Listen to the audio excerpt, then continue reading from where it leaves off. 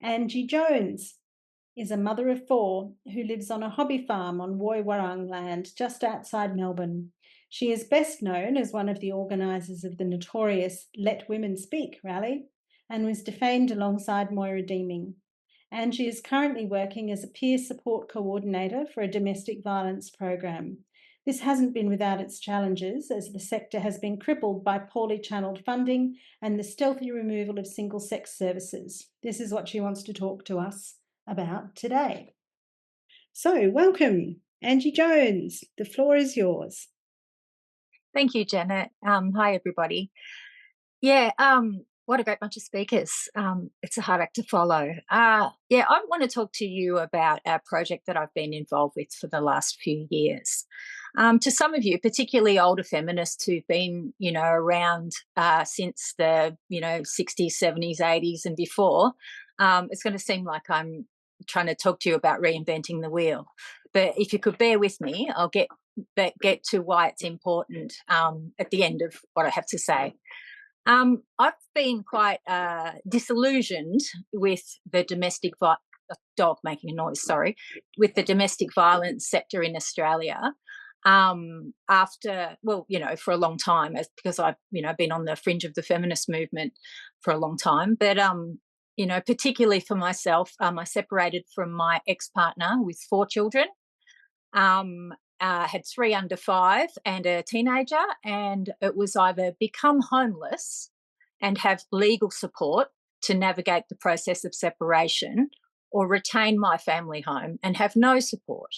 So that's when I became quite disillusioned with the alleged services that I assumed would be out there if someone was experiencing family violence, particularly if family violence services had referred them to support. So I wasn't eligible for support because I retained the family home. And I was very privileged to do that, but it was a decision that was forced by the fact that I had 4 young children, including 3 under 5 and a teenager.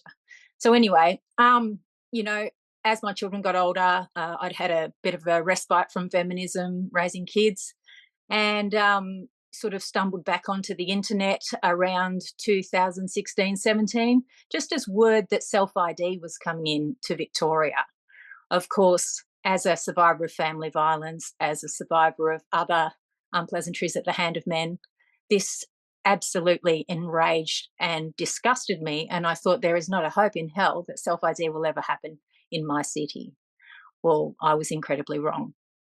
Now, the thought of men in domestic violence services was horrific to me. It enrages me. It absolutely enrages me. And I thought, what can I do? I'm just a mum.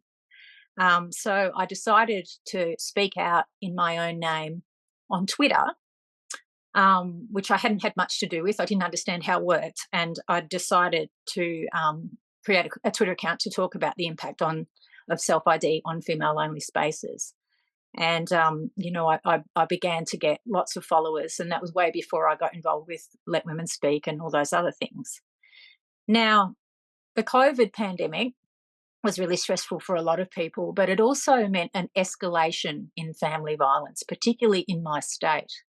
Now, the region that I live in has the second highest rates of family violence, and men were weaponising the COVID pandemic to avoid paying child support, or to manipulate access to children in order to manipulate their former partners.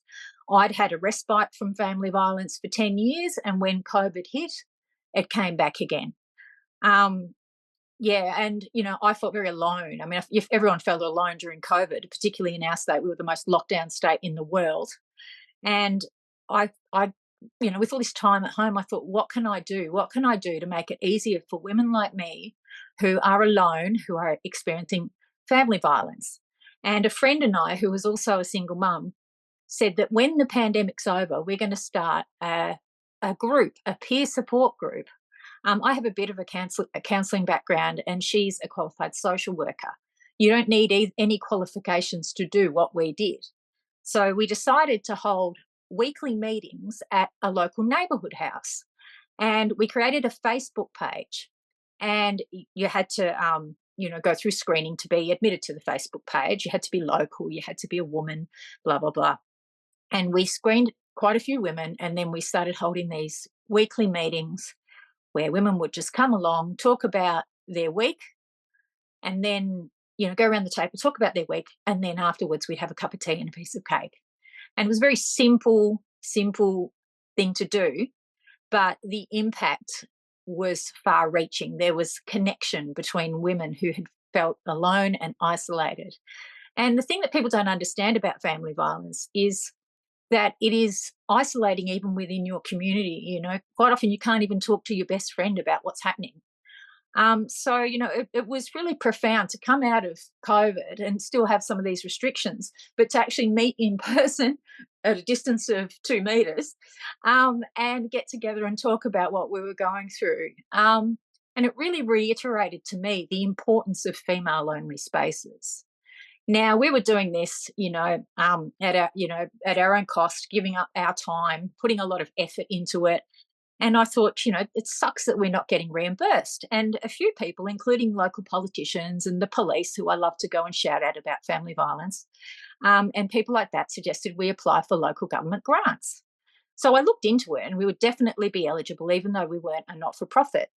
But in all of the little tick points and that you had to tick in order to get the grant, you had to not discriminate against anyone with a particular characteristic, which included gender identity.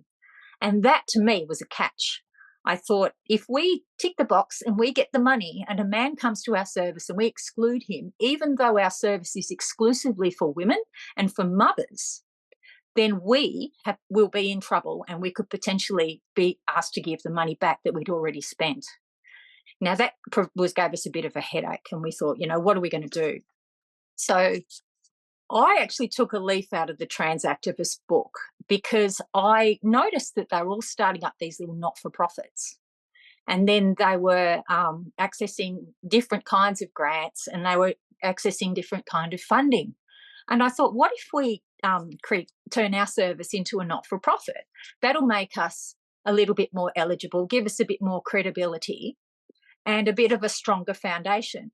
And it potentially could also provide employment for us organisers, but also for women, because one of the things that we wanted to do is we wanted to train women to provide the service that we were providing and have them take that out into the broader community, sort of to start off as one little group with a group of women, and then another little group and another little group. And for me personally, I was inspired by, getting sober back in the 90s, and small groups of women got together and talked about our problems and, managed to support each other through, early recovery and all the things that happen, to young women in early recovery. So that was sort of at the back of my mind and what inspired me to do this thing, because I knew how powerful it was. And my colleague was obviously inspired by her work in social work and seeing the dire need for female-only social networks and connection. So we started to apply for to become a not-for-profit. And then the thing that we thought we'd do is we'd use the system to our advantage. But the problem that we had is we applied for not-for-profit status, and in the middle of all that, I was involved with the Let Women Speak rally. And one of the things that is important when you're starting up something that requires a huge degree of honesty is that you're proven to be someone who is of good character. Now, neo-Nazis are not good character, and I was publicly defamed by John Pizzuto, and this women's enterprise that we had begun and working towards, and that we had high hopes for, and that was potentially going to provide us with part-time work and take it out into the community, was going to be scuttled by its association with me if anybody put two and two together. And that, for me, of all the things that happened after Let Women Speak, that was probably the most devastating, because this group was going to be the thing that got me out of the funk that I was in as a single mother of 4 children and got me back into the community and, got me doing something that I love, which is advocacy. and, giving me an opportunity to help other women. And it was potentially scuttled by John Pizzuto. And that was, having that hanging over my head and having to explain to the women in my group who had knew nothing about my turfiness or anything like that. That was really difficult and really devastating. Now, it wasn't all bad because right in the middle of that, we were thinking, oh, yeah, what are we going to do if Tim comes along and tries to get in our group?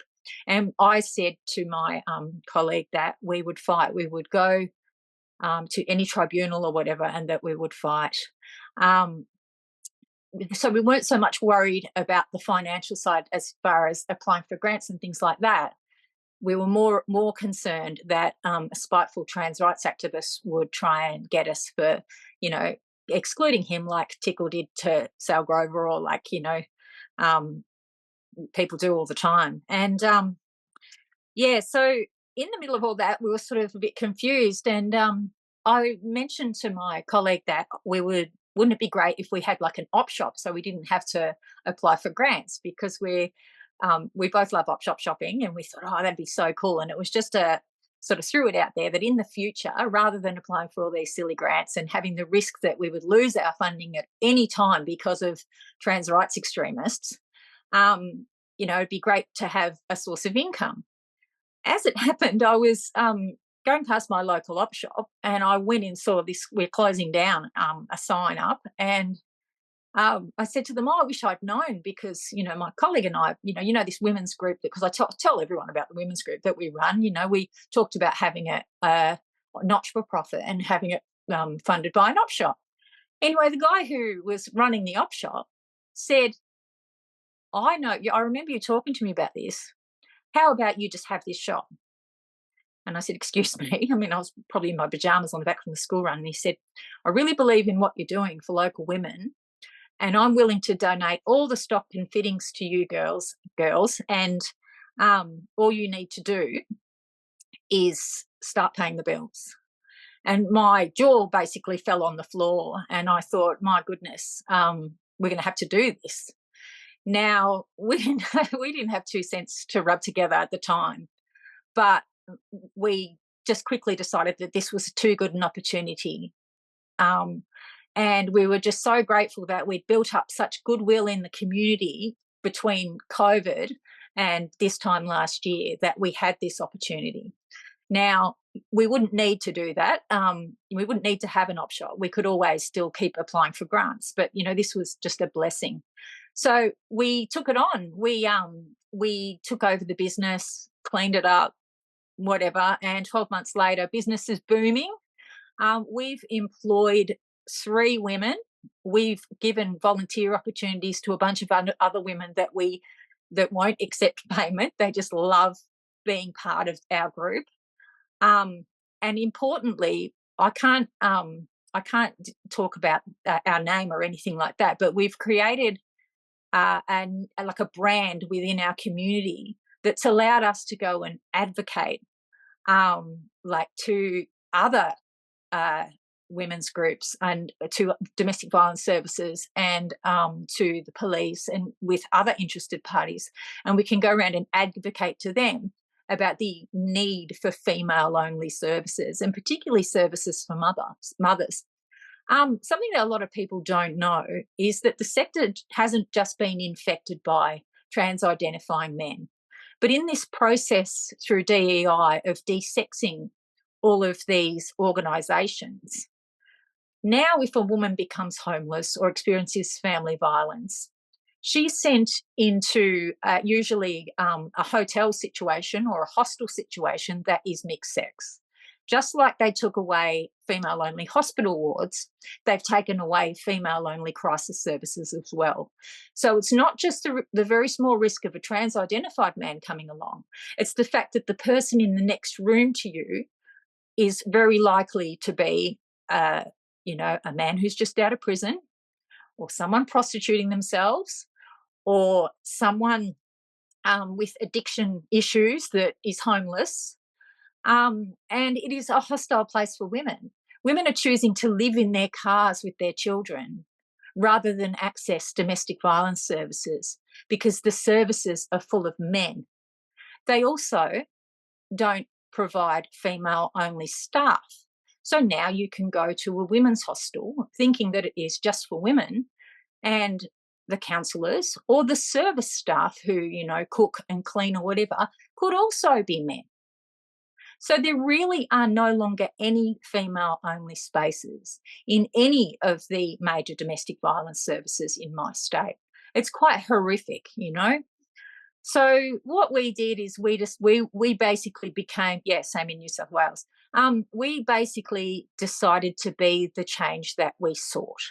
And we're basically a pair of tired mums with lots of kids, with no money. And if we can do it, then anybody can. And, if the trans rights activists can create not-for-profits that benefit their community, then we can do it for ours.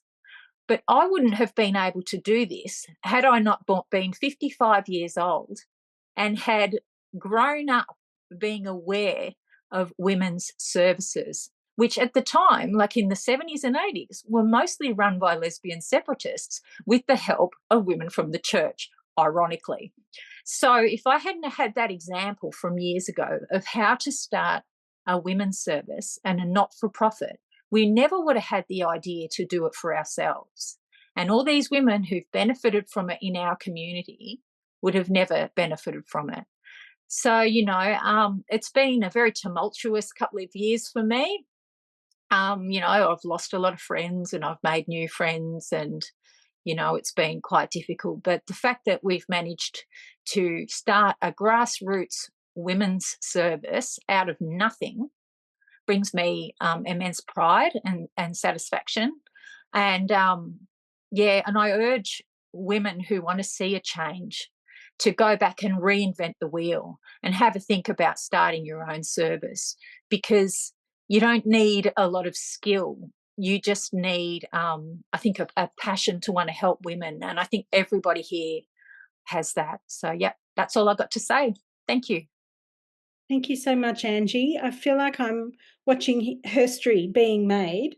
I often nag the women who created Elsie, for instance, in Sydney, or other friends I'm very honoured to have who created other women's refuges in Australia in the 70s, about, we need all of this written down, we need it all, we need oral history for it, and we've just had that for your service, and that's absolutely amazing. And I couldn't be more thrilled. And what a brilliant model that you have chosen too.